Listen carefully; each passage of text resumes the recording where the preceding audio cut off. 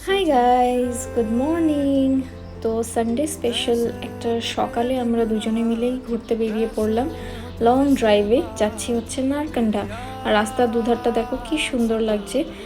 তেমন কিছুই নেই নারকান্ডায়, তাও আর কি একটু লং ড্রাইভে যাচ্ছি, বেরিয়ে পড়েছি।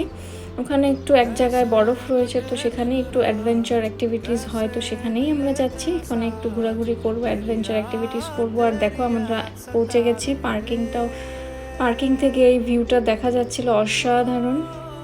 আর আমরা পৌঁছাতেই দেখো কেরম মেঘলা মেঘলা হয়ে গেছে, হালকা রোদও আছে। এখানে সুন্দর ম্যাগি ট্যাগি পাওয়া যায়, একটা শপও রয়েছে। এখানে আমরা একটু চা খেয়ে নিলাম। দেখো স্কিং করছে, অসাধারণ। একটু বরফ টরফ দিয়ে খেলাখেলি করে নিলাম।